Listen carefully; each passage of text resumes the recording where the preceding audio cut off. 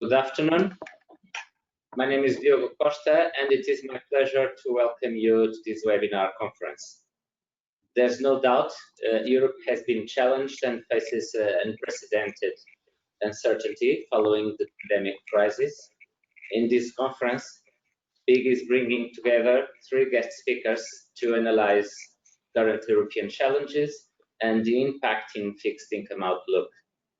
The first presentation will be made by Mr. Eric Nielsen, Global Chief Economist at UniCredito.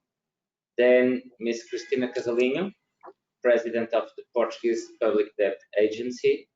And finally, Mr. Rolf Strosch, Chief Economist at the European Stability Mechanism. Our speakers today are highly regarded for their thoughts on European macroeconomic issues, and they also benefit from a combined very relevant experience in the analysis and representation of European institutions. So we thank them for sharing their views with the audience, and I am sure they will be in a privileged position to clarify some key issues important amidst this uncertainty, such as our path towards the economic recovery, the policy response, debt management and sustainability, and also the domestic situation in Portugal.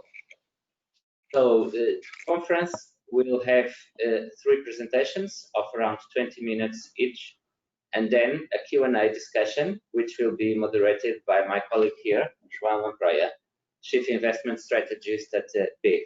Thank you, João. Shall you wish to submit any question for the Q&A, you can send it in Portuguese or English or Spanish through the chat menu, which is in the right-hand side of your screen. João will discuss the key issues with our guest speakers, and we will try to address all questions during the limited time of the conference. So without any further delay, I would invite Mr. Eric Nielsen to start with his presentation. Thank you. Well, first of all, thank you very much for having me. It's a great honor to be allowed to share with you my views or our best guesses of what the world would look like or Europe would look like over the next year and a half or 2 years. There's one message, if only one message I can give you, it's the following. It's hugely uncertain and I don't know what's going to happen. So let's be very clear. We can think a little bit about some of the issues and I would try to go through some of them with you. But in the 30-odd years, 35 years I've been an economist, I have never faced so many uncertainties. So let's take the next chart. I have here put a list. The next chart, please. We jumped over one. Let's go back one, please. Can we go back one chart, please? There you go. Here I have, oops. The one with the bullets, please. There you go. So here I have just to sort of set the agenda a little bit. I won't go through all of them in great details, but you can box them in two categories, I would argue. They're the domestic ones. We don't know how the pandemic plays out and what impact they will have. We have the policy responses, which have been, by any stretch of the imagination, unprecedented. And we don't know what more we get, and we don't know how the effect on the economy would be of these many very substantial measures as they play out, simply because of the scope and the uncertainty. And then we are facing, on the top of the whole thing, unbelievable global issues, in my opinion. We have a very, very important consequential US election in November. We have issues of with China and the US. We have Brexit, which has quickly descended into, I would call it, a farce. And then we have tensions with Turkey and one of the member states, certainly Greece, and also with Cyprus. We have the tensions with Russia in Germany and Navalny and these sort of things. So there's just unbelievable amount of uncertainty, all packed in a very few numbers of months, and that's makes it very interesting to be an economist and a nightmare to be an investor, I would argue. So good luck to you on this. But let me take you through some of these points. We go to the next chart. The first thing I would argue is that the European economy almost certainly is going through something that looks like a V. So we've gone down very sharply, and the first part is coming up very rapidly. But then I think we have to accept that it will not come back to where we were before. And so give you it's amazing when the pandemic struck, we at UniCredit, we were the most pessimistic out there because we thought the economy was going to be closed down for all of the second quarter. That didn't turn out to be the case. So we were too pessimistic, but there was a great variety of views out there.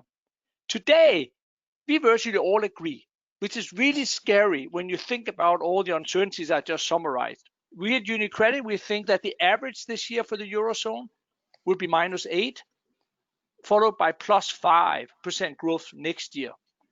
That's bang on the same as the ECB and basically the same as the OECD. And consensus that came out a couple of days ago has 7.9 minus this year and +5.6 next year. So we all agree, which is absolutely stunning and almost certainly not going to be true what comes through. But my point here is, if you look at this chart, no, please don't move yet. If you look at this chart, you can see we have the deep hit in second quarter. That's a given. It will be revised, but that number has been printed for the first one. We are very certain, I would argue, that the third quarter will be very strong. We have enough data to see that it comes up. But then, as you can see on the small gray bars, there we think the pandemic is gonna come back and hold things back, and it's gonna be quite limited growth numbers.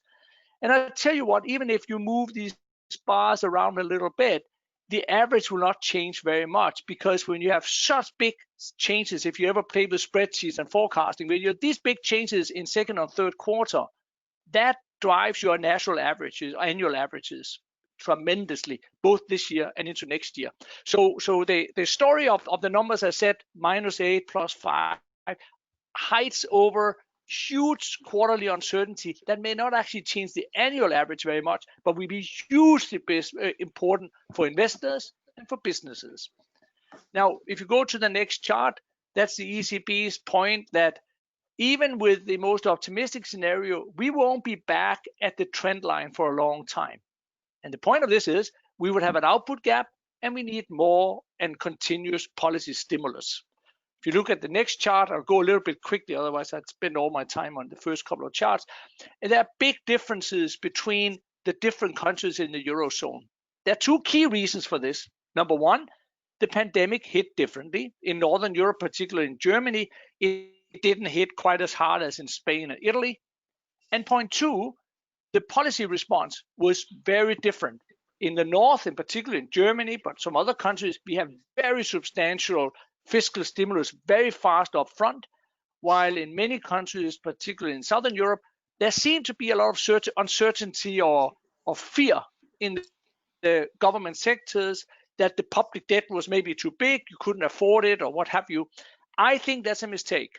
I think that there was you had to, and I hope that Southern Europe will do more fiscal expansion in order to help the recovery, both for the health of those in the countries who suffer the most, which are the most vulnerable part of society, but also for the coherence of Europe. Because if we get very different growth trajectories out of this, it will become even harder for the European Union and the Eurozone to sustain itself, and for the ECB to do what they need to do. So that remains to be seen, of course. I'll show you two quick charts here on the uncertainty also, and why it's the V is petering out. See, look at this one here.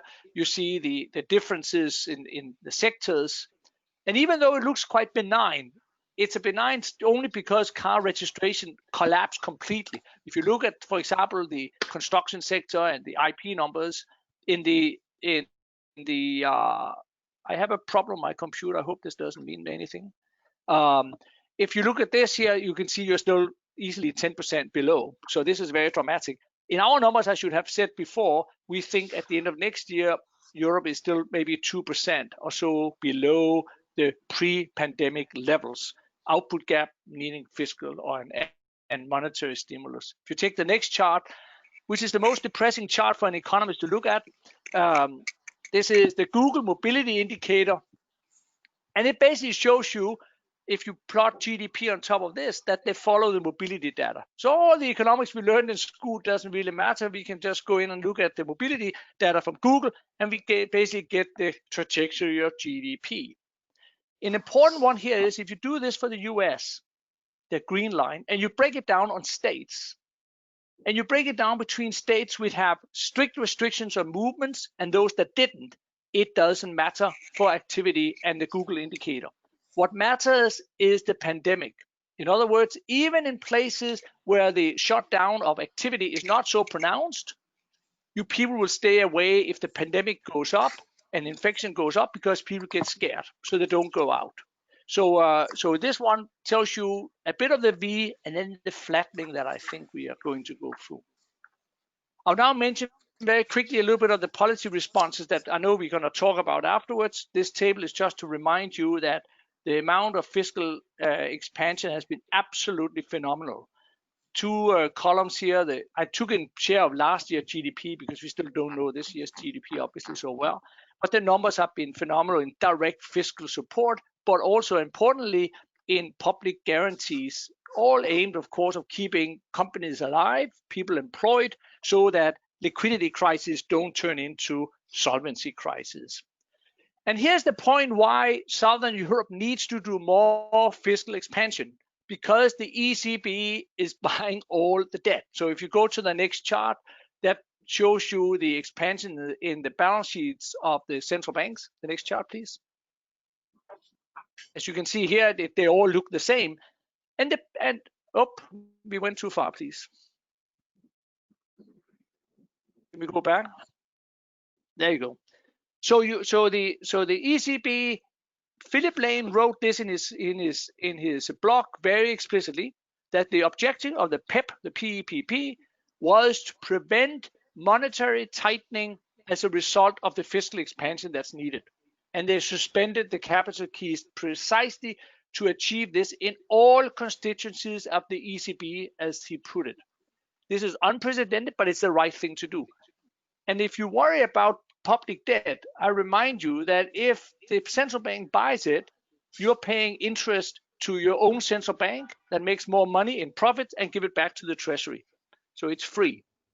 Also, if you compare to the great financial crisis, you have to remember analytically there's a big difference between whether you have dual deficit, that is the budget, and the current account, or only the budget.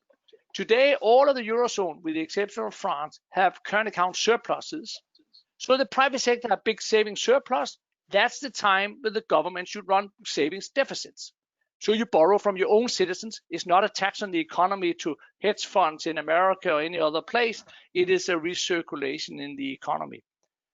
Now, if we now go on to the next chart very quickly, you can see that the effect of the guarantee program, this is us banks lending money like there's no tomorrow, because companies came out and borrowed very heavily for security reasons, for safety, for liquidity, not to invest, and that's important. And that line now, I predict with great certainty, the black one will start to bend around as companies get a little bit more certain and they begin to give money back again. Now, in spite of all this monetary expansion, as you see on the next chart, please, you would see that inflation, and you know this inflation has not picked up, because that's the name of the game. Now, you can pump money out from the central bank. It's not inflationary. Inflation is driven by very different things. So absolutely no reason for the ECB to worry. And we predict at UniCredit that no later than December, I hope it's earlier, the ECB will add another at least 500 billion to the PEP program in order to scoop up the additional public debt. And I hope, but I don't know, I hope that they will also then give further guidance on the reinvestment policy of what they have on their books. That is important also in order to keep the market under control.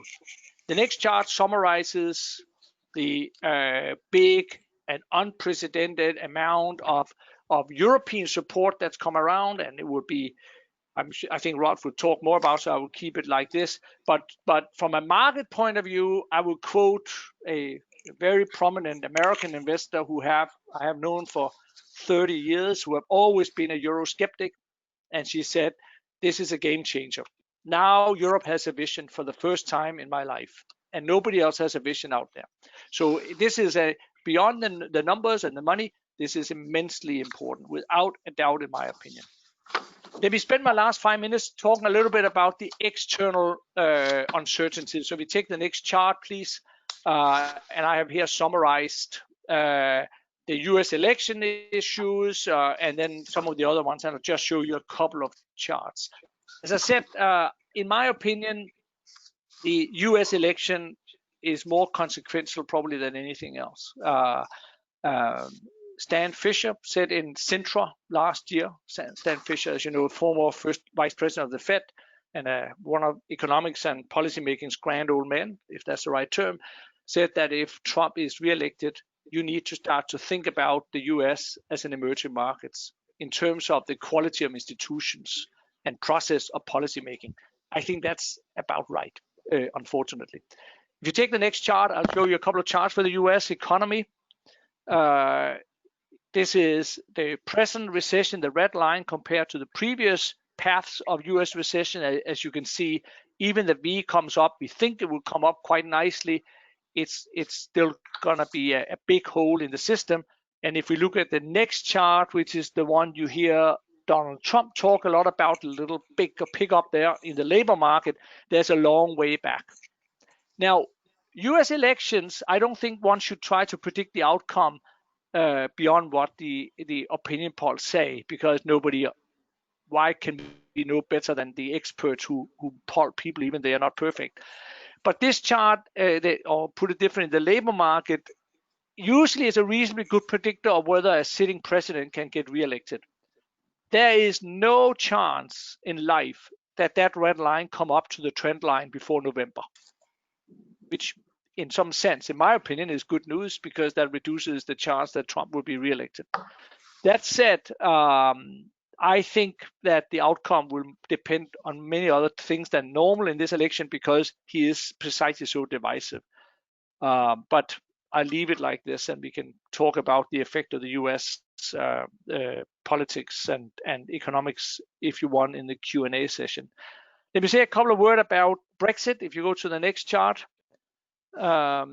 which is I am migrated from many years in London to Berlin. I couldn't take it anymore. So if you take the next chart, which is a cartoon from The Guardian, the next chart, please. Donald Trump, what would happen? It's very difficult for somebody like me who have lived over 20 years in London not to be emotional about the misery you see in England, but it is a misery and nothing else. If you take the next chart, to remind you, we were discussing back and forth whether we get a trade deal. They don't seem to care that much. Of course, they would like it, but there is this fundamental problem with Northern Ireland and the border. But it is half their trade. But importantly, while it was possible that this would not come to an agreement, remember that trade is only 20% of the UK economy. So if you go to the next chart, reminds you here that services is about 80% of the UK economy. And what we hoped, certainly in the financial industry, was that we would get equivalence agreements on the about 40 areas that was negotiated, regardless of whether we got the trade agreement. But now we learned that this UK government is prepared to breach international law by going back on the withdrawal agreement.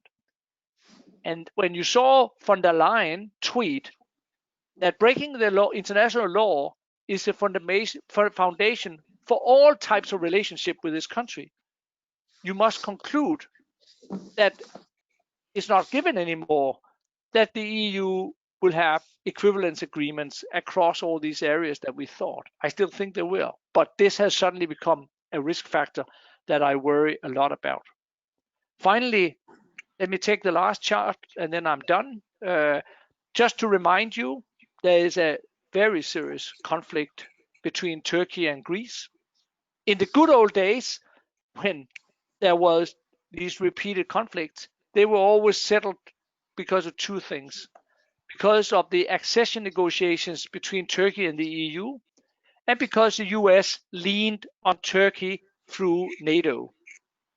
Today, nobody thinks that Turkey is accessing the EU anymore, and America has de facto exited NATO in many ways.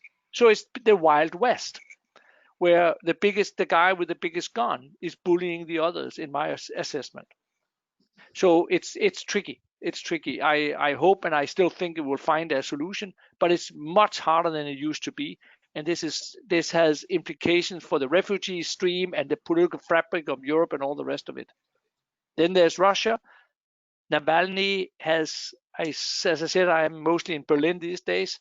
I have never seen the political fabric in Germany and opinion polls and the media take this so seriously. I mean, this has really hit something very deep in German society. And there is a possibility still, I don't think it will happen, that the Nord Stream 2 project could be halted with big implications potentially for the energy market and for other things. So there are plenty of uncertainties. Europe lives today, that's my last word now, lives in a world which has lost its leadership from America, have a very big unknowns on the border, whether it's Russia's Putin or whether it's Turkey's Erdogan. We have China playing its role, trying to be dominant, if you will, whatever. Only together, in my opinion, do we have any chance of keeping our living standards and improve further. And the good news is it looks like there's a chance we are going that way. But the economics is as complicated and the investment is as complicated as ever. And I'm happy to be an economist and not an investor. So I'll leave it like this and hand it over to Christina, and I'll be around to take questions later on. Thank you very much.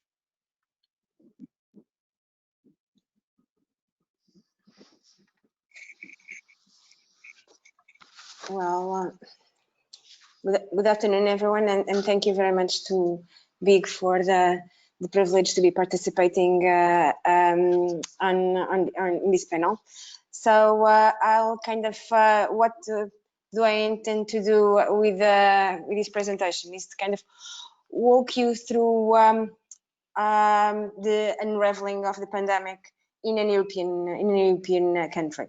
So, and using Portugal as an illustration of the challenges that such a country, such an economy is facing, and what can we expect from a post-pandemic world. So, if we move on to the first chart, what I'd like to kind of set the scene by saying that these time things seem to kind of taking a bit of a cue from what Eric said. This is different. And this time, really, things are different, and they are different in a number of accounts. And I'll start by saying that yes, despite the fact that the countries have were differently hit by the crisis, still it was a synchronic and symmetric shock. Although it was the consequences or the impacts were different. And what we've seen is that also the sort of response that we have witnessed locally, it has been more or less similar. So we can kind of draw parallels between all countries. So the first concern was about the health emergency. So to deploy as much resources as possible to national services to deal with the increasing cases. And then you had all the concerns about, we were starting doing some salvage work around concerning the economy. And my last point here is reiterating what Eric has also mentioned. I think uncertainty reigns and will continue to reign from some time. It's difficult. This is what we usually call uncharted territory. Definitely, I think this is what we should consider as uncharted territory. We have no compass to help us here, and we are kind of navigating in a very foggy environment. Second, a very strong a very strong and and quick policy response, both locally, so domestically, and also in terms of at international level. And if we stick to the European response, what we've seen is that it has been a kind of three-pronged approach. So we have a short-term instruments that were deployed, and here you have ESM, pandemic crisis support, you have the EIB, Pan-European guarantee, and you have SURE facility. So these were the short-term instruments that European authorities have designed. Then you have the second order sort of kind of response that relates with Next Generation Europe, and this is a more long-term perspective. So taking a step further in terms of what sort of recovery we should expect, how can European entities, authorities shore up the recovery process. And then you have ECB and monetary policy. And sometimes we neglect on the side, you have additional measures that were also very significant, and one relates to the relief of fiscal rules. And the second sort of additional measures also relate to the banking sector and also the relief of capital requirements. All of these measures were taken in a very coordinated, in a very short time frame, and so I think that this definitely was completely different from, it was in very stark contrast to what we faced in 2010, 11, 12. And also what Eric was mentioning in terms of the growth, except when the Portuguese or the European economies were hit by the previous crisis, all of them were not in kind of shaky conditions, macroeconomic conditions. That is no longer the case. The European economies were growing at a very steady pace and healthy, in a very balanced growth, and the major imbalances had been corrected, namely the external imbalance. Not only the fiscal imbalance had been corrected, but also they were in a much more solid footing in terms of their external accounts. If we now move on to the next slide, please.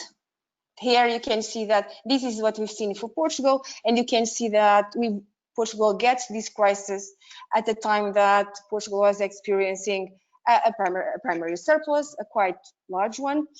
Interest rates were going down, and also experienced a very solid growth. So in terms of that sustainability, this was the ideal framework or the ideal backdrop, and we expect this to continue to be the case. We expect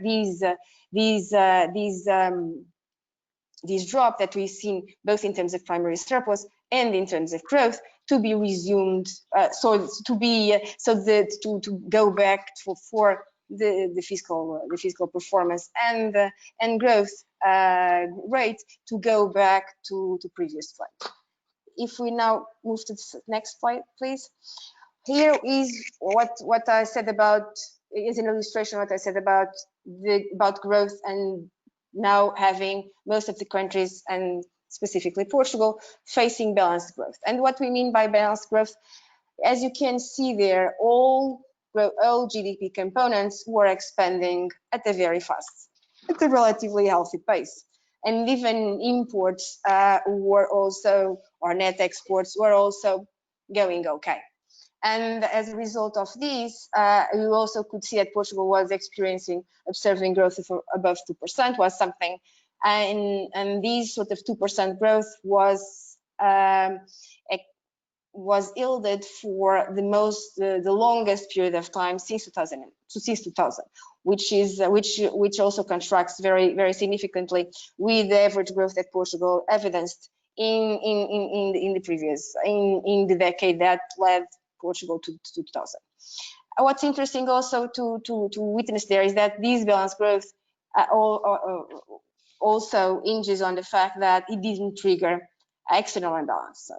And if we then flip onto the next page, please, next slide, you also see that Portugal was able to correct fiscal and external imbalance, grow at a rate of 2%, and at the same time having both private sector and the financial sector and the state deleveraging. So on your right-hand side, you can see that the the debt stock has declined on account of the ability to yield primary surplus. And on your left-hand side, you can see the deleveraging happening at the private sector. So the deleveraging process didn't impair the growth process, which is a novelty, or it was kind of something unique to Portugal, at least since the 60s, 1960s. If we can now move on to the next slide, please. So Portugal was in a much better position to face to weather off the crisis that Portugal is facing these days, and how kind of the crisis unfold. We can identify what we expect to be 3 stages. We have the emergency stage. We currently are going through the stabilization phase, and we expect to be moving quickly into the recovery stage. So the emergency stage, as well, I've already mentioned some of the measures. I think what we should highlight here is the fact that most of the measures that were adopted there encompass increase of public expenditure. Some of it purchases of equipment for the national health service, but the most kind of the flagship measures were the ones devoted to support jobs and companies. So we had a large number of schemes for job protection, liquidity lines provided to companies. You had bank credit moratoriums, you had the tax deferral. So, and from the emergency stage to the stabilization stage, we didn't see a major difference. What we've seen is that these measures were made more precise, more effective, more targeted, and in most of the cases also extended, and also more encompassing, in the sense that, for instance, self-employed people were originally not eligible for short-time work schemes, and the same for for temporary workers. And in later stages, they were also considered eligible for applying for these programs. If we now flip onto the following page, please. So this all boils down to a significant increase in the deficit. So while the government was expecting to have a surplus, an overall surplus of 0.2% of GDP in January this year, now it forecasts a deficit of 6.3%. So 6.5 percentage points of GDP deterioration. And the bulk of this deterioration actually comes on the back of allowing the automatic stabilizers to play out. It is not the bulk of the measures, actually are not the schemes that I've mentioned. It's not the job protection, which is the more expensive one. That's why the European Commission has decided to come up with SURE. But the bulk of the measures is just allowing the automatic stabilizers to play out, meaning that we'll have a significant increase in social benefits and a considerable decline in tax revenues. If we now move on to the following slide, please. On the next one. So now we move to the health situation, and now it has been evolving. What we have there, and we don't have the last a very updated chart, because in fact what we see is that from mid-August we have seen a significant pickup in the number of cases, and what was considered to be kind of more control situation, things have deteriorated quite significantly lately. Not that it was not expected, just opposite. The government had been flagging for some time that they expected the number of cases to go up closer to the end of the summer holiday period, and also with the opening of the schools. But still, things seem to be not only in Portugal, but what we've been seeing is that the health situation, instead of improving, it seems to be getting a bit worse, and with consequences in terms of confidence. If we now move on to the following slide, please. So there you have on your right hand side chart, you can see what's going on in terms of confidence. Confidence dropped very significantly, and lately it seemed that things were reversing. Now, but what we see is that this trend doesn't seem to be accelerating as much as expected. We feel that things are a bit stalling here, and in part because what we've seen is that the health dimension of the crisis is very much entwined with the macroeconomic one, and so when the health perspective or component kind of slips, we can see that being directly reflected in terms of confidence and the way we expect the economy to progress. And on top of that, you have underutilization. These days, unemployment rate data are not as useful as it was in the past, so we need to look for alternatives, and we are now following underutilization rate. And here things don't look that rosy, so we expect that we are going for large or significant unemployment rates going forward, which pose significant social challenges. If we now move to the next one, please. Here we have the latest forecast for the Portuguese economy. So what we have there is that currently the Minister of Finance forecasts GDP contraction of 6.9% and the recovery of 4.3% next year. And here, as more or less what Eric was saying, that for Portugal, we also see these days that the variety of institutions that follow Portugal, their forecasts or the outlooks don't seem to be differing that much. Also, what we know is that the main culprit of this contraction has been private consumption. Although all other demand items have also contracted, the one that has been more severely hit has been private consumption. And given the fact that private consumption accounts for more than 60% of Portuguese GDP, that is a significant challenge. On the next page, please. So now I'd like to address a little bit why we feel optimistic that Portugal can get to 4.3% growth next year. For one, we expect we believe that the European Green Deal will foster or will favor the shift or the reallocation of resources in the economy. The eco resources that will be either on account of the consequences of the current crisis can be easily directed to new activities. And we feel that the European Green Deal can be kind of facilitator regarding that. On the next page, please. Also, something that we feel that may also play a relevant role in terms of the potential growth is demographics. And what we see is that in Portugal, population has been moving up slowly, but the most significant effect of demographics is the aging of population. We feel that despite the fact that Portugal experiences a significant or an accelerated aging of its population, still, given the fact that the workforce has been these days is much better qualified, and we'll continue to see better qualification. We believe these two factors will kind of cancel out.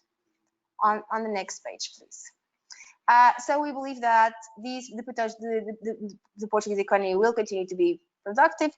We'll continue to see increase in productivity, and all these will bode well for an acceleration of GDP.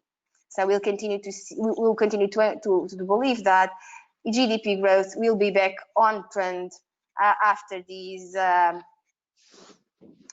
bump. Oh, it was a large bump. We're still going through the bump. Well, these will also help the Portugal going back to what it was able to be yielding, which in terms of on the fiscal front, that is the ability to continue to cut the debt stock or to push the debt stock lower, and also to be able to yield primary surplus. If we then move on to the next one, please. For this year, the debt stock is expected to break a record, but still in terms of debt sustainability, when you look at the the relevant indicators, not only for this year, but most relevantly for going forward. And if we also take in consideration the Portuguese authorities' track record, what we see is that the ability to go back to the previous trend is still a very entrenched trajectory or trend. Now, if we move on to the next slide, please. So now we're moving to the debt management stock, and this crisis has been put debt management to in a kind of I would say in a bind, but as challenged debt managers. It is true that in terms of the major metrics, nothing has changed significantly.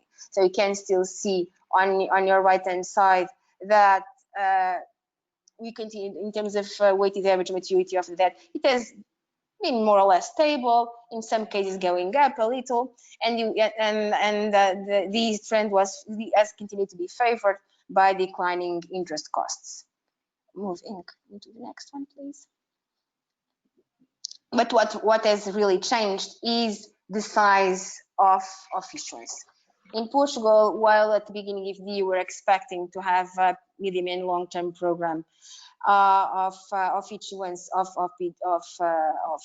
PGBs, so at the estimated to issue about 20 billion of PGBs. In the end, we are following the supplementary budget. It was scaled up to almost 30 billion. So we had to do much more than we experienced in the past, and we actually almost by the end of the year, most probably will be breaking our record in terms of total gross issuance for 1 year, which is also fortunate to see that everything went very smoothly.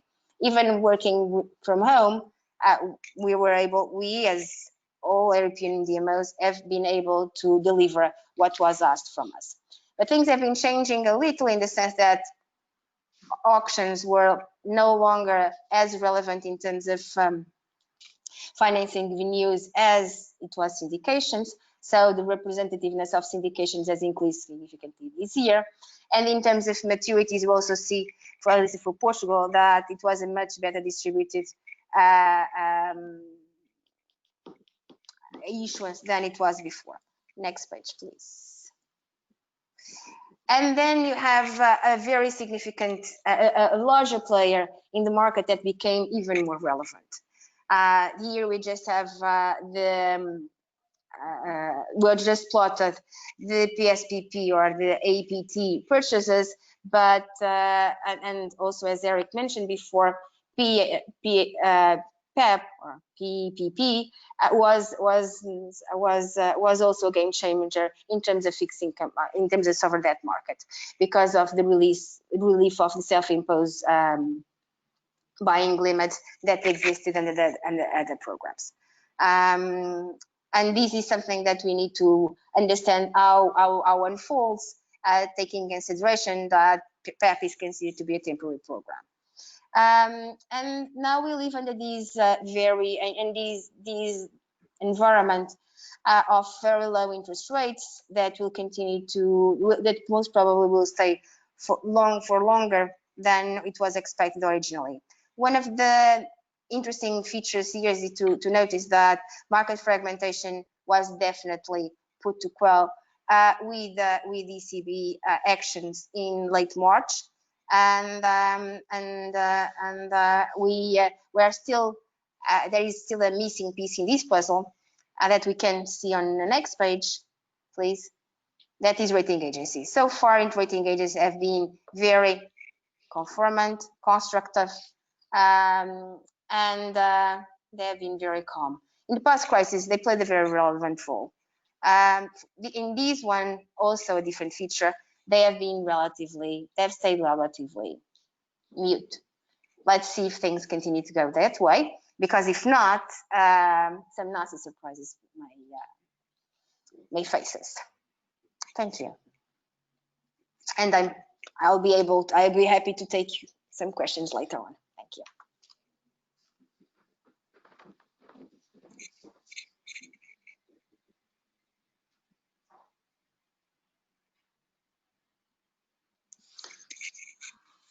Good. So I follow up then, and so thank you also very much for having me on this call. And let me focus strongly on the European response to the crisis and what it actually means. And right from the start, say that we can pretty much sign up to what Eric said, and that is also what we hear actually from market participants. Trust in Europe has increased tremendously, and that has also to do with the fact that Europe has been able to formulate, and as the only global region, been able to formulate kind of consistent medium-term response to the crisis. But just to kick it off very briefly, some charts kind of further illustrating and to what was said before on the uncertainty. Here on a global scale, you see the rebound that Eric described, but then also that is petering off now. And the question is now indeed, where do we go? That affects Europe, that affects the different sectors in Europe. And we see on the second slide that the service sector was indeed strongly hit and is rebounding and is now also kind of slightly turning down again. So on the next slide, you see what is behind it. And also in Europe, the number of infections that is shown here as cases per 1,000 inhabitants is increasing strongly in some countries that were hit first. That is, and you see it here for Spain and France in particular.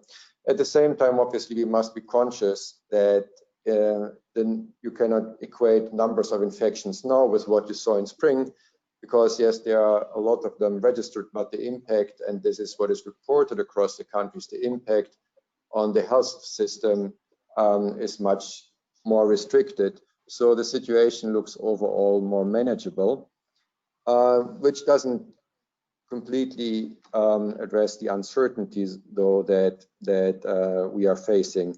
But overall, it's uncertainty. It's not that we have the same level of dramatic situation. That is absolutely clear.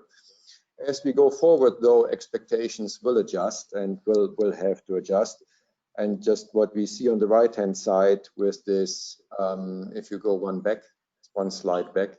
So on the right-hand side, you actually in mid this year, you saw a very big gap between the assessment of the current situation and expectations going forward. So as we go forward, we will see expectation formation being important for also economic development, and we know that to a certain degree of uncertainty. Now, so far on the kind of conjunctural situation where we are, but now let me give a bit more also background and numbers to what was said before on the more structural part. And so if you go to the next slide, what that shows is essentially what it does to growth. And here you see this partial reversal that was described before for the European countries.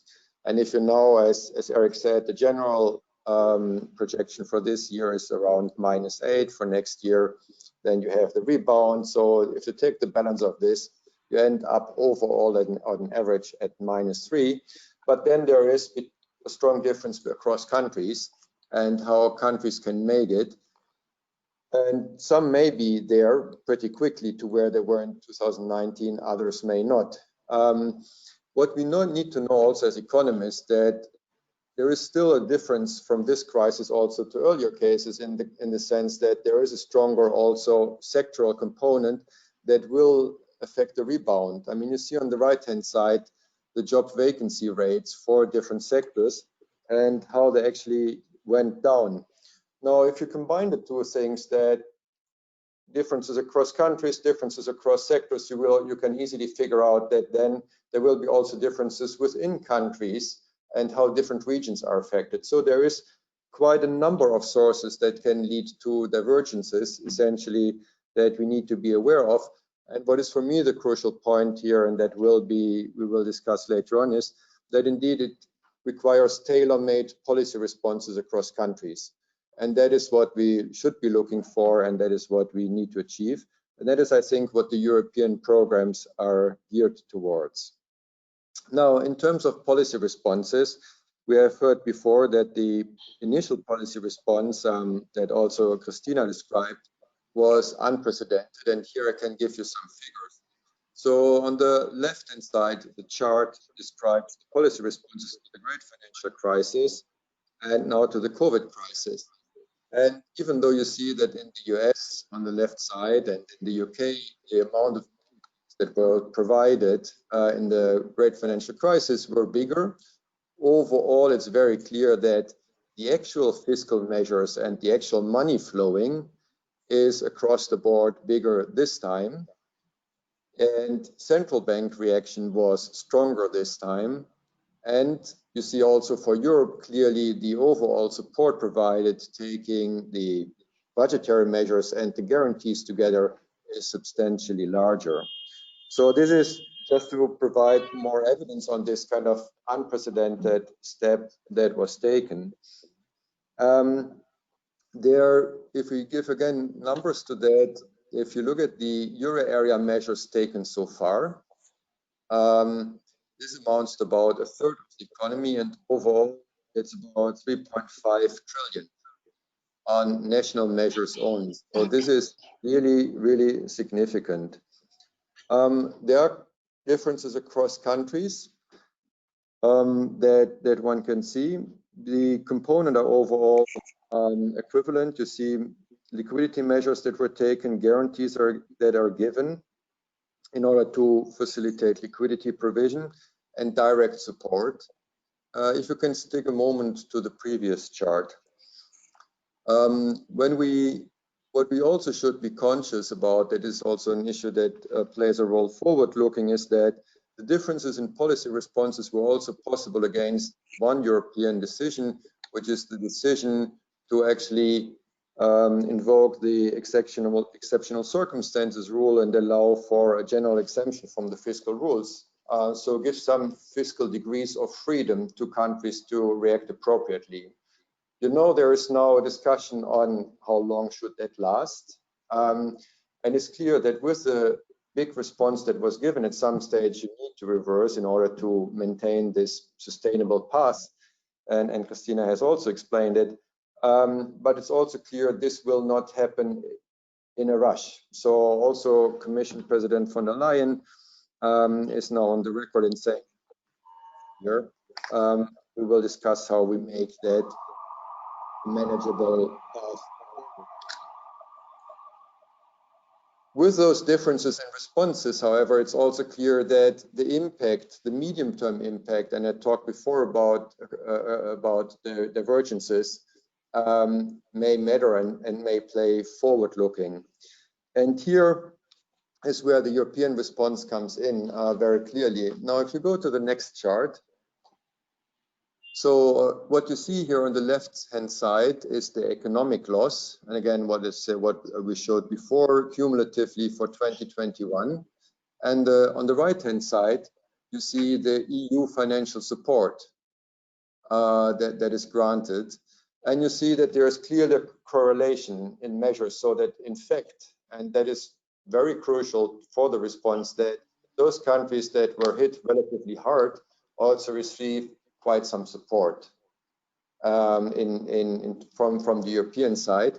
And this is the crucial component in order to indeed get towards a level playing field across countries and allow for sustained growth. So this is where, in a way, European vision and European solidarity kicks in. Now, I have said before, it is important to get the recovery right. And if you go to the next slide, that looks pretty familiar and you have seen it before. What I want to kind of draw your attention to, that the horizon in this chart is a bit longer than it is usually. So what it says basically, that in my view, we really need to get the recovery right, and the European vision counts for a lot more years to come than just for 22. This is also about potential output, and that is what we are looking at, and that is what matters. And here it is clear that we need to give the support in order for the also long term to be manageable.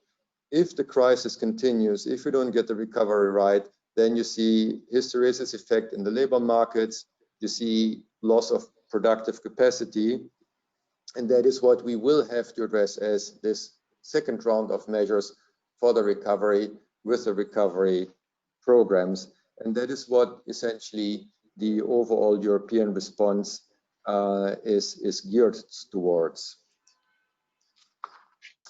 So let us talk about this European response and about the European vision, and again go through some numbers through the schemes that were actually implemented.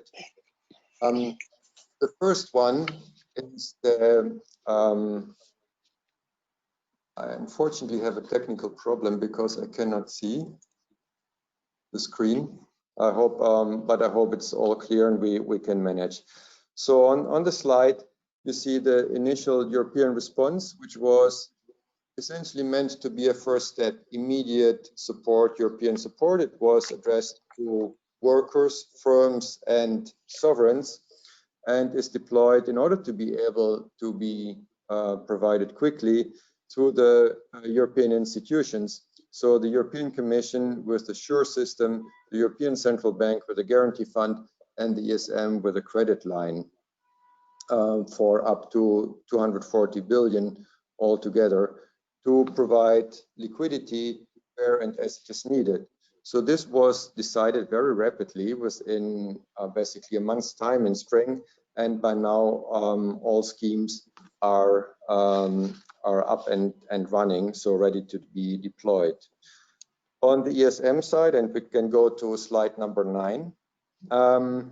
So the ESM pandemic support is a credit line that is available to member states in order to finance healthcare and related costs. It will be available till the end of 2022. And it is assumed that it can cover costs of a country up to 2% of the respective member states' GDP in terms of healthcare. So that is how you also derive the total amount of 240 billion. It is provided at financially very favorable conditions. So basically at this stage at 0 interest rate cost.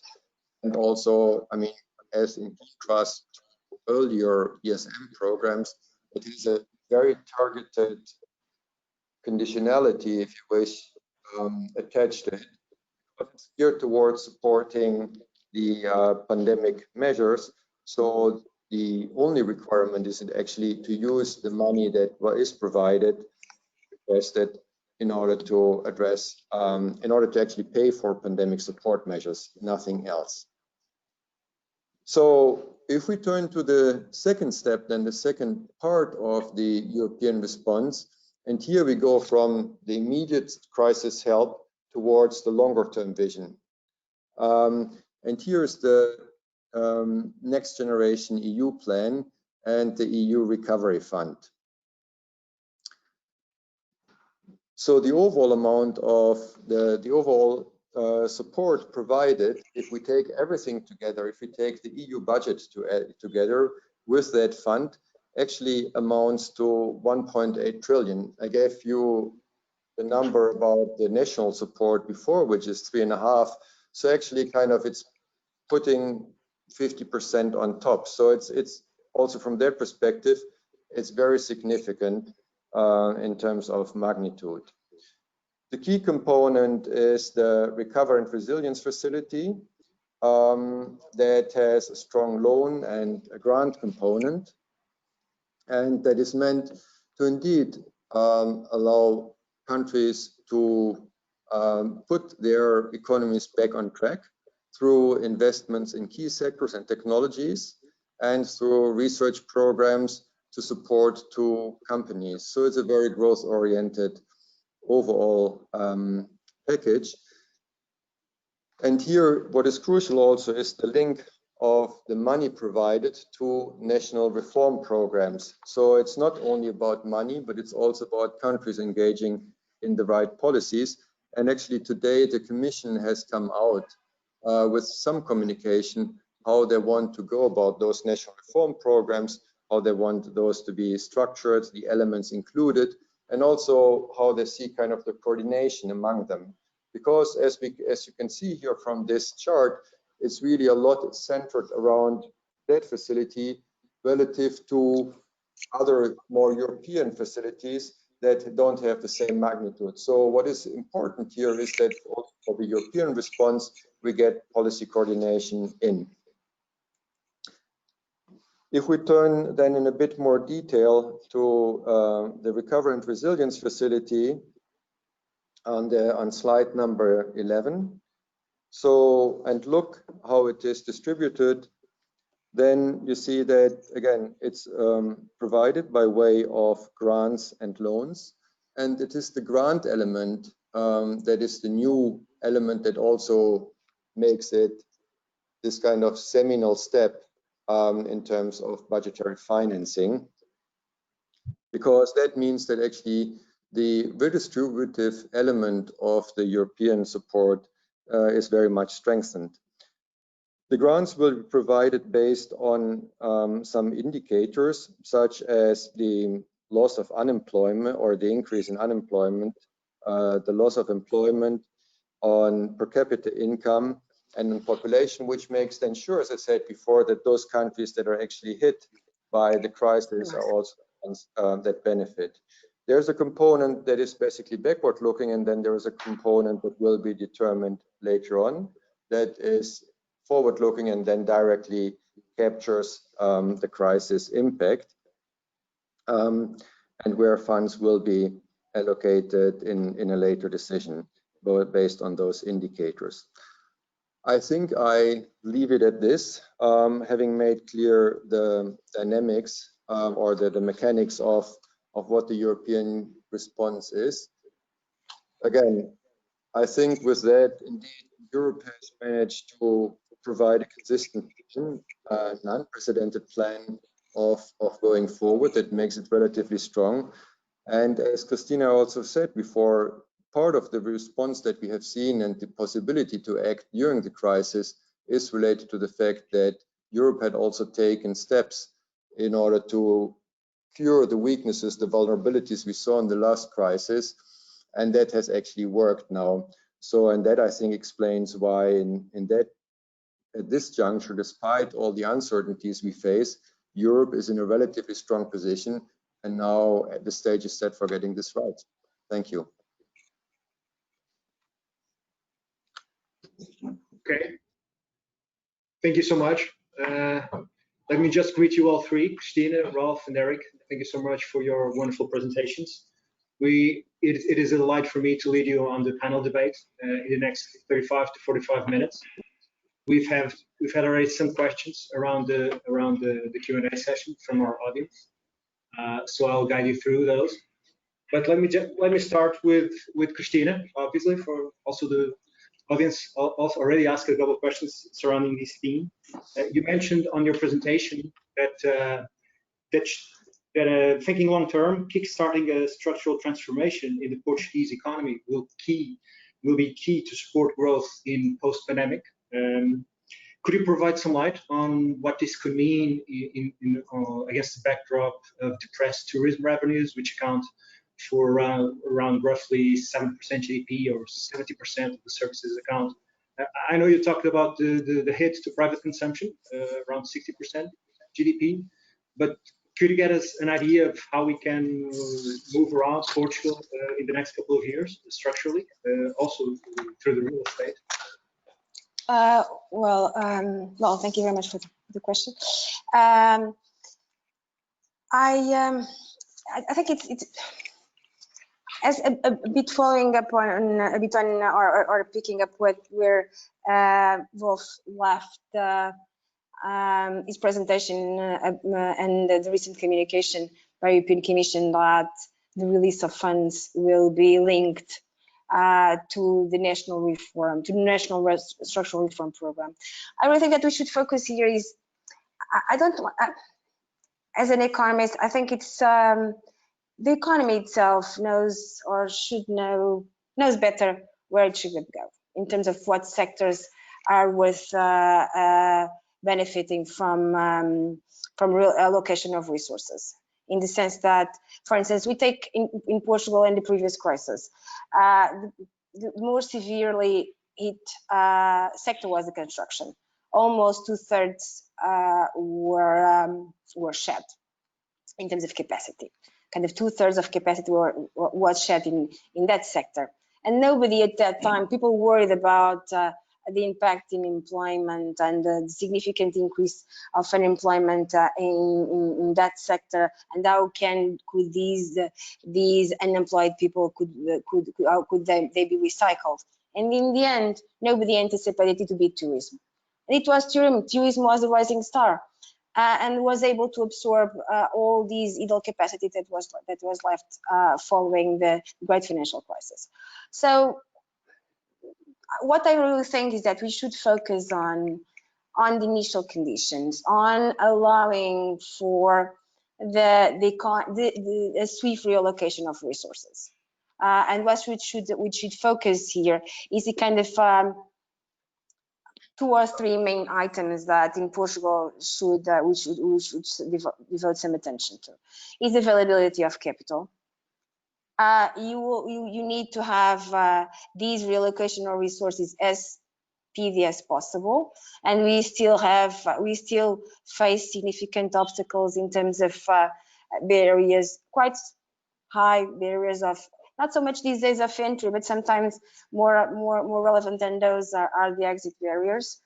We still need in some cases our services are still relatively sheltered, and definitely one of the things that these days we benefited a lot, or these very strong growth that Portugal has been facing in the past few years, also benefited from a generational change in terms of top management of the major Portuguese companies, because what we've seen is that more qualified managers are now running the Portuguese companies, and they are much more open-minded, much more open to the need to growth through by tapping the non-domestic, the overseas markets, and this has not happened in public administration. So we should prepare ourselves for the generational change at public administration, and I'm not sure that we are preparing that adequately. So I would focus much more on these initial conditions or preconditions, prerequisites, than in trying to come up with grand plans of where should we invest. First of all, we need to have capital to invest, and then you have to offer the ability of investors to come up and put their money to work, and offer them the best possible conditions to have a solid or a strong institutional framework. And so I wouldn't. That would be my question. That is my answer. Sorry. No, this is my answer. It was quite clear. But I will stay with you for one more question, which is, yesterday actually had a big speech from Ursula von der Leyen regarding the climate change policy overhaul in the EU. And we've seen back in early September the first green bond issuance from Germany. Can we follow through the same path in the near term, or is it something that will be delayed in 2021? And one more thing, you've mentioned that we are going to break a record from 20 to 30 billion of debt issuance this year. And what's the ceiling for this by year end? So I missed your last bit of your question. The last thing that the debt issuance is going to break the record this year from 20 to 30 billion that you've mentioned.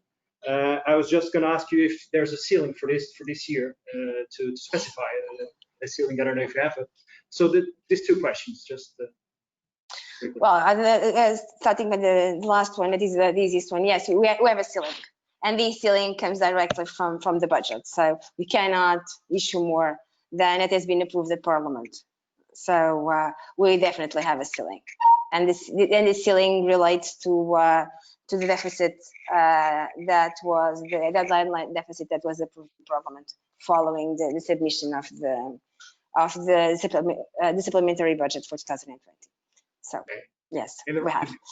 And agree that? Excuse me? the green debt issues, the thing? I'm really not the best person to answer that. And this is not it's not me trying to dodge the question. It is because if you follow green issuance by sovereigns across Europe, you see that this is a political decision. And public officials kind of just implement it. And you've seen that. And if we, and this was very apparent in the sovereign that actually kicked off this process or this trend, that was France. The announcement was made by the then Minister of Environment, Ségolène Royal. So in Belgium, it was the same. So the first step in terms of green bond issuance is always taken by the government.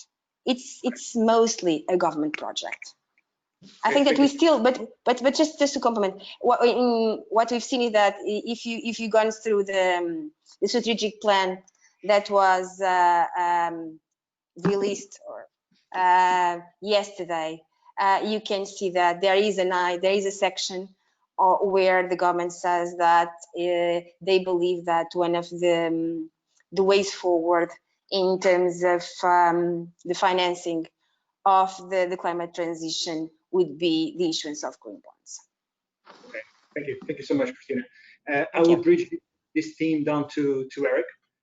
Do you think might be any chance of some hurdles until year end by the approval of member states or the European Parliament about this political climate change from von der Leyen? And my second question would be the central banks. I mean, of course, there is the main target of price stability with the market neutrality principle. But can central banks also foster a little bit of the pace to a more greener economy? If you think that the ECB is conducting the strategic review that will be disclosed by the second half of next year, and after what the Fed did recently, after relaxation of targets, the inflation target on average above 2%, what do you think that can play out from this strategic review of the ECB, Eric? Big questions. The first one, I probably Rolf may be better at answering, but my strong guess is that the mega package of 750 billion will be approved on time, and get active early next year. The European Parliament probably will try to. It's possible they will try to inject some sort of a role in it. It is very peculiar as it is now, that after a government has its general plan approved, then it is for the council, so the heads of states, to approve the disbursement by qualified majority, and there's no sort of process up through that. And when you think about the heads of states sitting, it doesn't feel, it's not normal, and it doesn't feel quite right that it goes all the way up there without the processes. But it is what it is now, and I don't think, even though national parliaments and the European Parliament will have a number of issues they would love to change, I don't think anybody dares to change it because the cost will be so big. The obvious one, obviously, is that the European Parliament could, maybe should, inject a clause on rule of law or respect for democracy and values. So these are things that's been challenged in particularly Hungary and Poland. But it's I don't think they will, and certainly not in a firm way. And whatever they might do, I don't see the Poles or the Hungarians, we stand to be very big beneficiaries of this, actually say no thanks to all this money that is being de facto handed their way. So yes, I think it will go through and on time. The second question on ECB is a massive question, and I don't know how to answer it, but I would say two things. The first thing is a little bit controversial. This is the issue of the green policies. As a macroeconomist, I worry about whether this is monetary policy, to put it very bluntly. I think we all need to be part of the solution for the green agenda. I think the ECB and central banks can do things like moving their reserves to watch green bonds and support that type of markets. I'm 100% for that. But ultimately, in my opinion, in terms of policies per se, this is for the elected officials to do and change through tax and other incentives. And I hope they will. I hope we get a carbon tax. I'm 100% for these things, but we must not fool ourselves and think that we resolve climate change at the central banks. They can maybe be supportive on the margin and certainly say the right thing. That's important. But the real change has to come from governments and fiscal policy and regulation. On the other aspects of it, which is one monetary policy, what do you do after the Fed has taken a more aggressive term? I would say this: the Fed and the ECB have, and many other central banks have, for a long time struggled to get inflation back up to 2%. I don't think it makes any difference if you say we would like to overshoot for a while, like the Americans have done. Because we now have a long-term flexible average inflation target. It sounds a little bit like this idea that came about that when we couldn't get to 2%, why don't we change the target to 4%? I actually don't think there's a problem running 4% inflation, but it's absurd to think that just by saying this is our new target that we get there. We couldn't get to 2. How the hell do we get to 4 then? I mean, at the end of the day, this happens through policies and things. And the fundamental issue here is that we sometimes think that central banks are more powerful than they are. At the end of the day, inflation, yes, it's a monetary phenomenon, but the only way the central banks really can, at this stage, push inflation higher is to literally print and dump money into society, and they can't. That's not legally possible. This has to happen through the fiscal budget, and then you take and underwrite it through buying the bond, as they do, which is the right thing to do. But beyond that, I struggle to see inflation coming back. And the big risk, of course, is that we get a competition, if you will, between the Fed and the ECB and others on exchange rate policy. They'll never say it, but I hope that's not going to where we go. But for what it's worth, we think euro dollar will move higher. And that's not so much because of the Fed and the ECB, but it's what's written in the stars, if you will. Models say that we are about fair value, and these things move on both sides. So we have been for 2.5 years undervalued in Europe. Now we may have to be overvalued a bit. It's not the end of the world. It's unfortunate, but. Okay, thank you so much. Thank you, Eric. You drew a point there which I would like to go through to Rolf. First of all, you mentioned in the graph the trend line of GDP Good luck, growth. Rolf.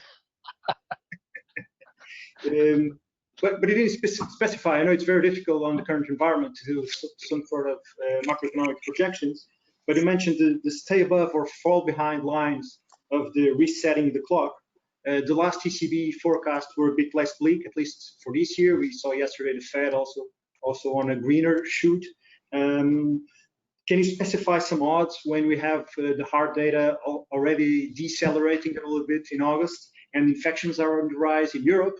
And back to, I mean, and also getting the grip on Eric just said, could I get a comment from you on the pandemic in a shift towards deglobalization? Because I mean, we've seen that inflation and the Phillips curve have been distorted by the 3D scenario. I mean, debt, demography, digitalization, and now we have globalization.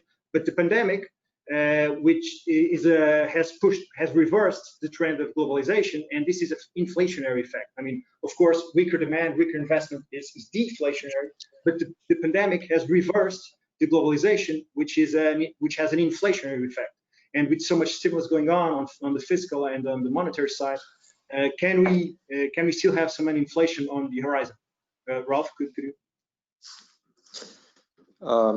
Also big issues. Let me go step by step in a way. And first, come back to the question of decision making. Then I want to say a word on the green finance, and then let me say something on the broader picture.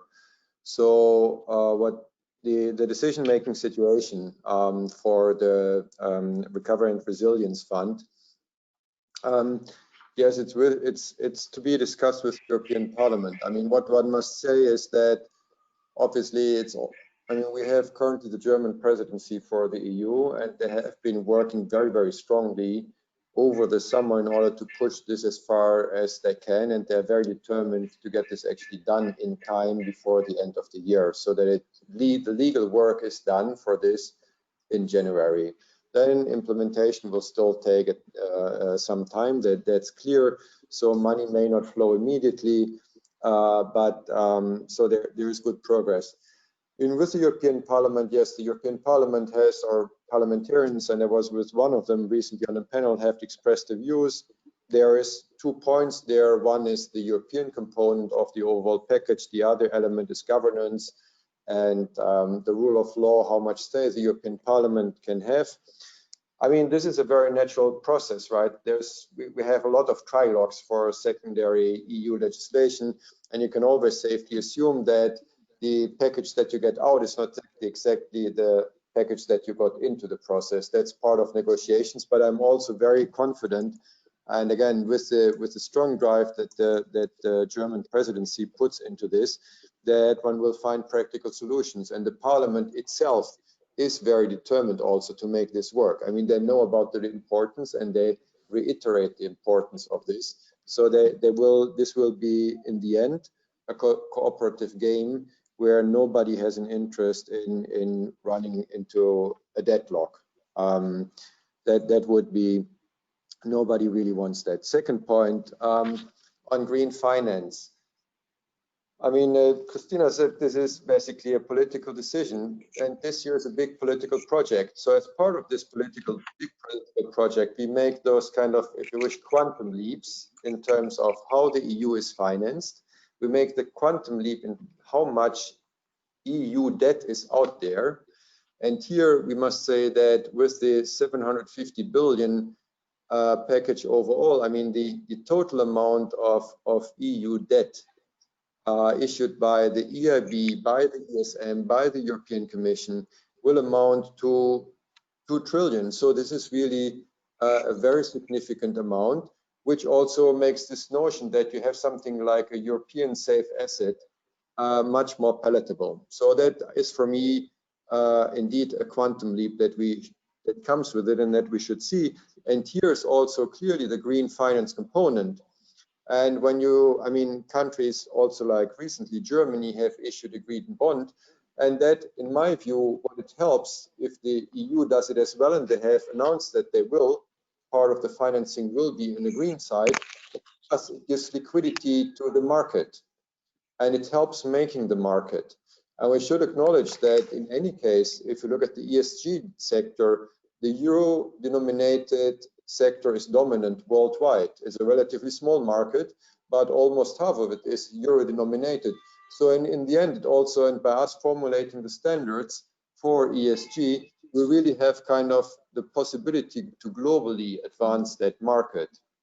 So I think that it's also something that we should keep in mind from a bigger perspective, which pertains for me to what I said before, the overall vision that comes with the package. Now, you asked for the big picture and the ECB forecasts. Again, what I said was really about the medium-term prospect, and that one can have. I personally will not give very clear kind of probabilities that I would attach to a downside upside scenario, as the economy may be evolving due to a second wave.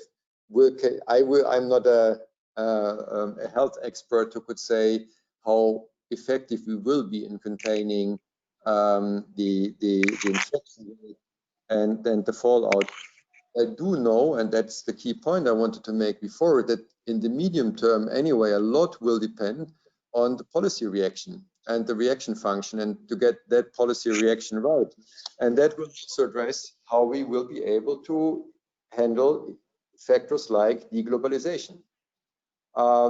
I do agree that if you look at democracy, demographic factors, and if we look at the potential impact of deglobalization, it should lower potential output. If that were the case, if that were to play, then indeed we need to have other forces that pump up productivity again and that get people into work.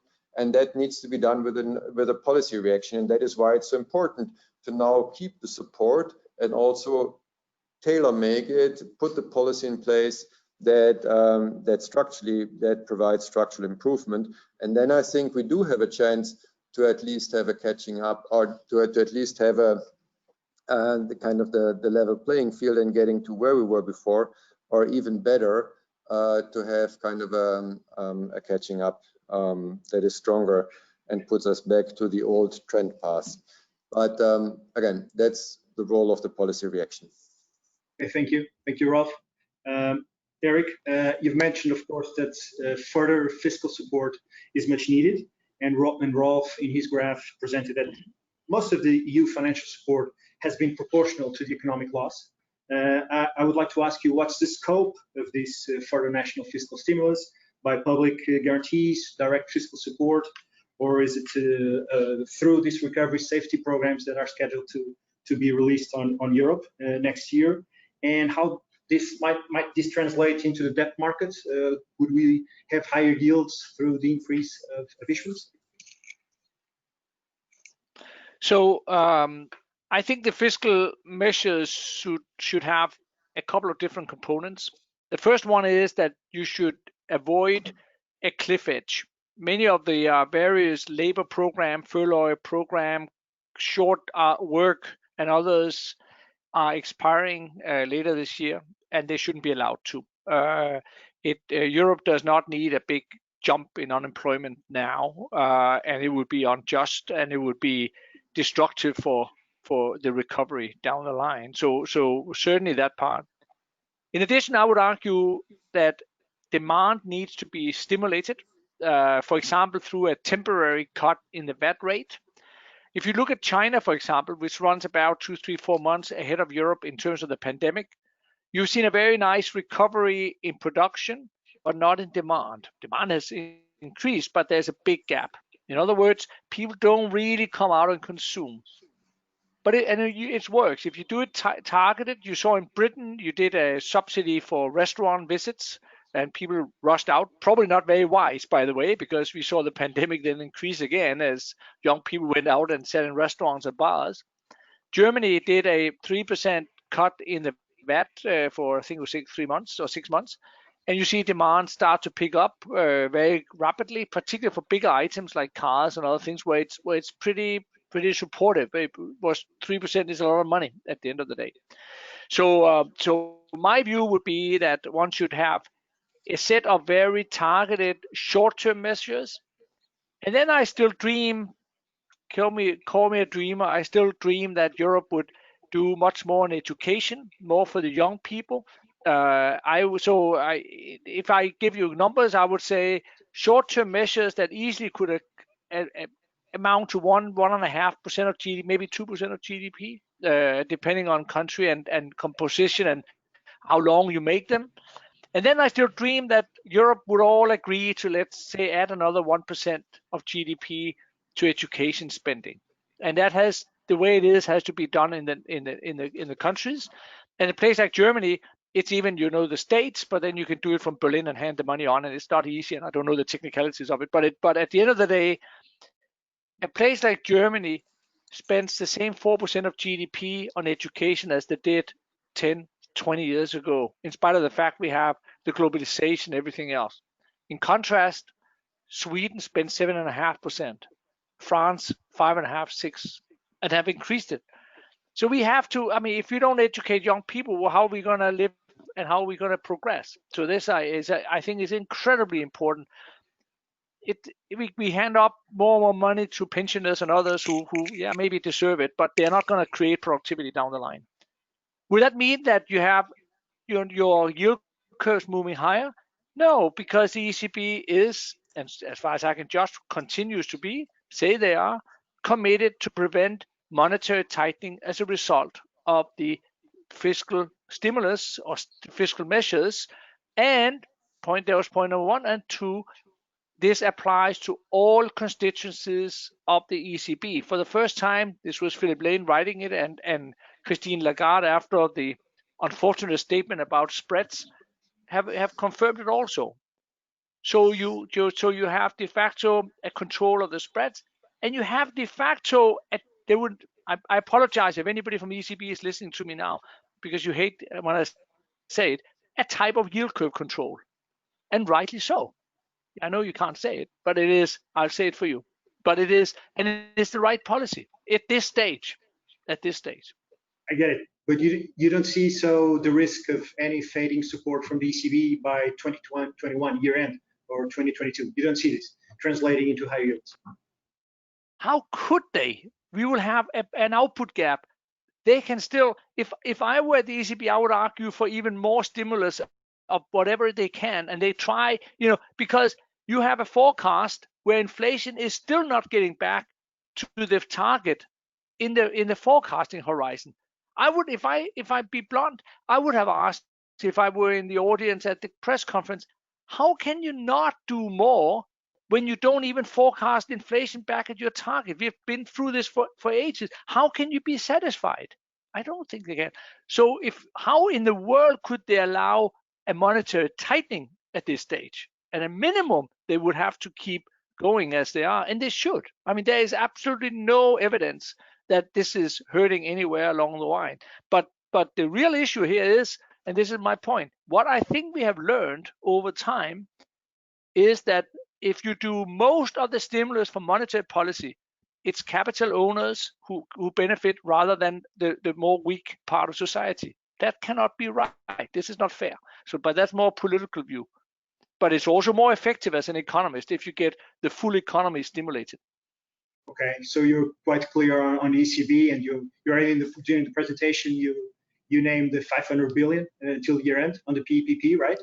Could we expect some sort of move on the deeper rate also? I don't think they would, but they will obviously say that there is a further room to cut rates. I don't think they will. If they were to go anywhere on that side, I think you would see them increase the multi-rate system that they de facto operate now, and I think works quite well, to be honest with you. But just a straight down LIBOR cut rates, of a cut of the policy rate, I doubt. The PEP increase of $500 billion that we expect is simply to match the fiscal numbers. Okay. Thank you. Just one more question to you, Eric. How do you see the effect on a vaccine on the debt market coming through to the end of the year, if we are optimistic, of course, and this policy uncertainty that we have on the U.S. election cycle, on U.S. Congress, and not to mention this messy Brexit, right? So how do you see that coming up?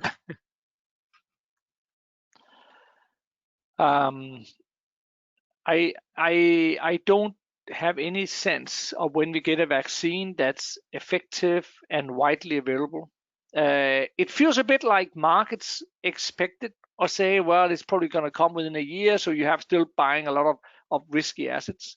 I fear a little bit that they are too optimistic. Markets are too optimistic that we get a vaccine within a foreseeable future.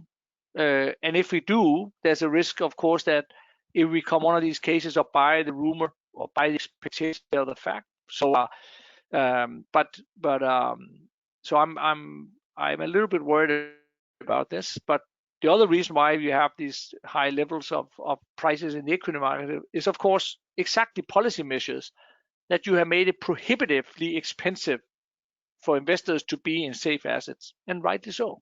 And rightly so, because that's the way monetary policy works. Okay. And surrounding the politics, the uncertainty on the U.S. elections, how do you think this can translate?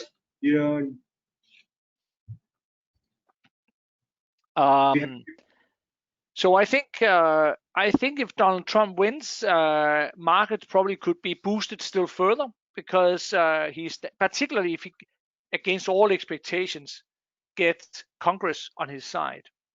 You have to sort of think this through in a sense on a three levels, right? There's the presidency and there are the two houses of Congress.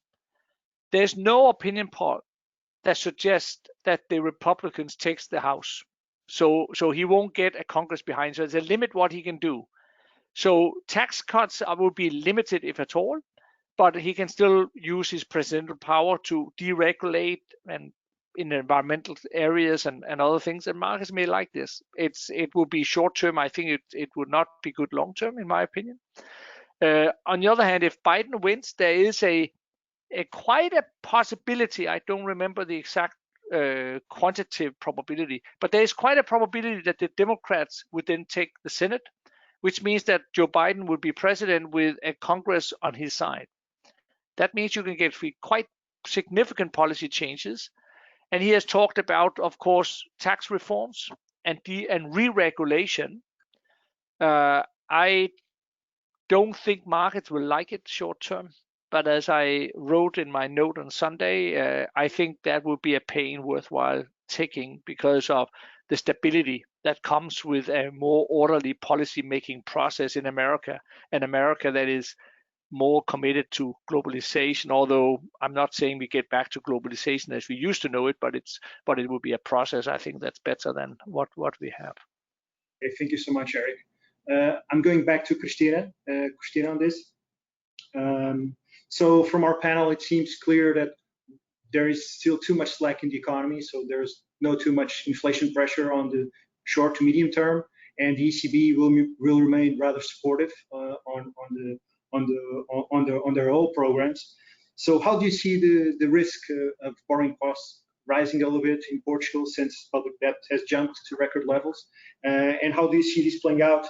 The debt sustainability and the active debt management that you mentioned throughout your presentation.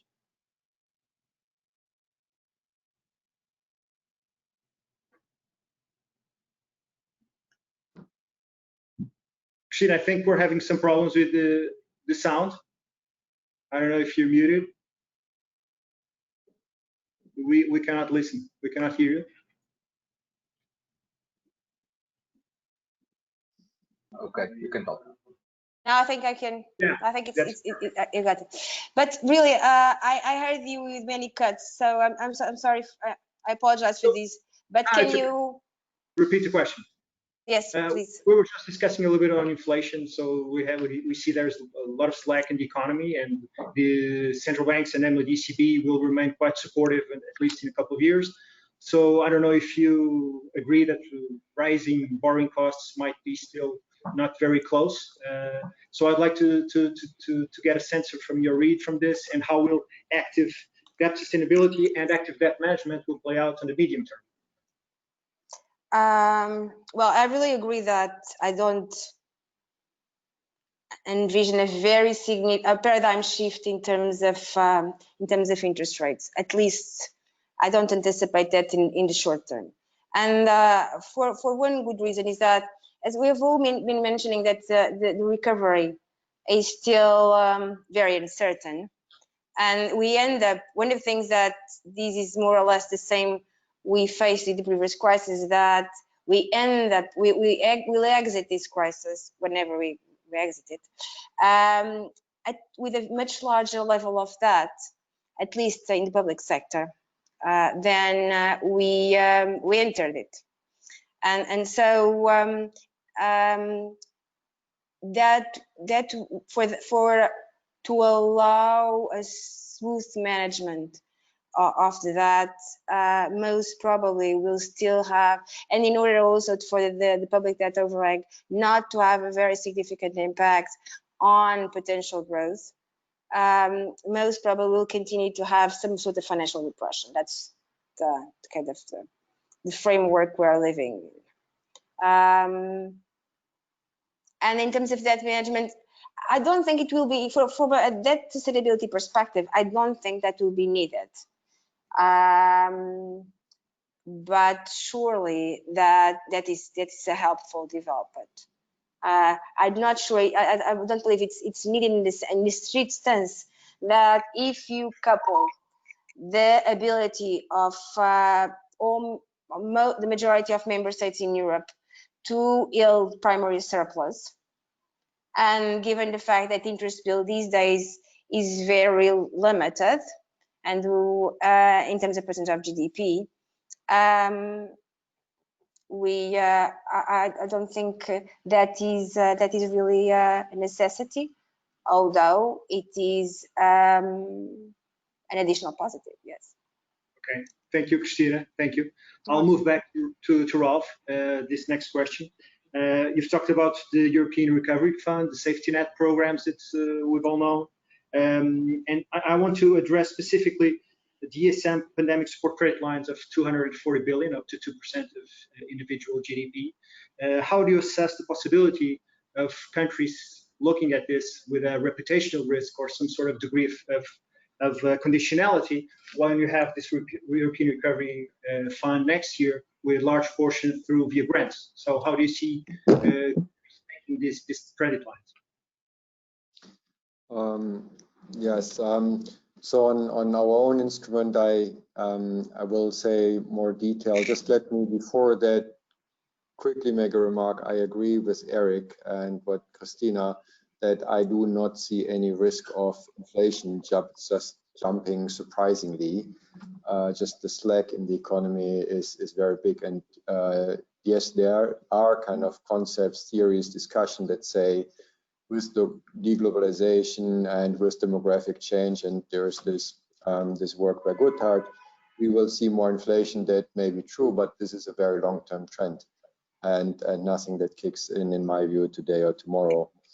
So on the pandemic support facility, we have made it available.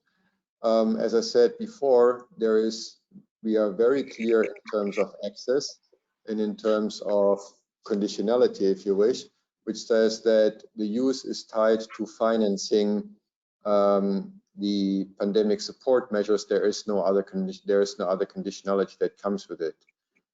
So that is very clear in this regard, which means that overall it should be easily accessible, and there are very favorable financing conditions. It should be easily accessible to all member states. That was the idea, and indeed, when we looked at the situation, in all member states comply with the eligibility criteria and can make use of it. The point is, so far it has not been requested by a member state, but for me that's not the key point, right? So we can say that the credit line, because it exists, already has a positive market impact, because you can draw on it when you need it. So from that perspective, it is already helpful in adding to this trust building package.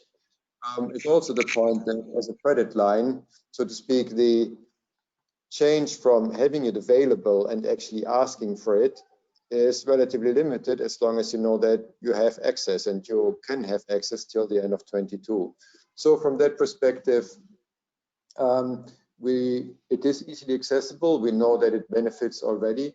And from that perspective, I'm relatively relaxed. So maybe when member states find it favorable to indeed ask for it directly, they will do it, and then they can have it. And we see how that evolves as we go forward. Okay, thank you, Ralph.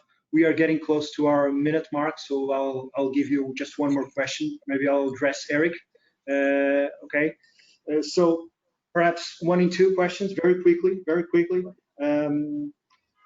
I mean, we've talked about this uneven recovery, which is hitting more some countries. And so how do you think the risks of political risk upheaval in the medium term might arise as they did in the past? Or are these totally contained, or are these risks totally contained through these safety measures that have been announced by Europe? And one more question from the audience. This one is a tough one for you, Eric. How would you say the economic measures already taken by the European authorities to face the pandemic be affected by an agreement between the EU and the UK? A non-agreement. So again, we're always getting back to Brexit. I'm really sorry for this. Can you just please final thoughts on the matter, because we have to close? Yeah, so Thanks for that. Let me take the last one first. A no deal Brexit is of course a shame, but makes no mistake about it. It's much worse for Britain than it is for Europe. But unfortunately, it's politics, and it seems to me now that the UK is playing, the government is playing a game I don't understand, and I'm frustrated with it, to be honest. But here's the good news, and that leads me to the first question you have, which is the issue of populism or the political changes. If there's anything probably which have pushed back political forces in Europe, which I disagree with, and I want to emphasize, we can all have our political views and we can all be friends, but as an economist, if you are at the fringes of the political spectrum, whether it's extreme left or right, they come with policies that we economists believe are not good for growth. And that's a pretty uniform thing to say. And I would be happy to discuss that with anybody who disagrees. So, but within the big spectrum, left or right or center, whatever, we can all, it's a more debate of one's personal views of how one feels about things. So, but one thing that's very clear is that the threat there was to Europe, in my opinion, from the particularly the far right, has been tempered a lot as we have seen what populism does or nationalism does in America and in Britain. And it has really solidified pro-European forces because more people have started to understand, in my opinion, appreciate that we are better together than we are separate. So it's you can't declare victory and think that the risk of nationalism and bad policies or de facto even a breakup potentially has gone, for example. But at the end of the day, the bigger risk from the political side to decent policies and break up happens in Britain. It's no longer at all inconceivable that Scotland leaves the United Kingdom or Northern Ireland, or we get violence could happen if the Good Friday Agreement is broken. So I'm pretty optimistic these days on the outlook for Europe, both because, as I've also said and we talked about before, the big European package is phenomenal. And I apologize, I should have mentioned actually the first phase before we got the next generation thing, which was the credit line and the unemployment benefits scheme and all the rest of it. It's pretty substantial stuff now, and I feel pretty good about this, so I think if there is a place in the world where it's good to invest and good to be and very good to live, it's still Europe. Okay, thank you so much, Eric, to end in such a positive note. We could be discussing here for 1 more hour, but unfortunately our time has gone. I just have left to thank for the three of you for this very interesting debate. Really thank you for your time and your presentations.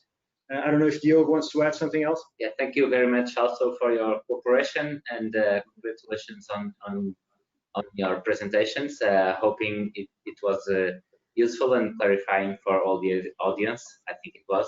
Thank you very much. Thank you so much Thank for the you. three of you again. Thank you. Thanks for having us. Thank you very much. Thank you. Bye. Bye.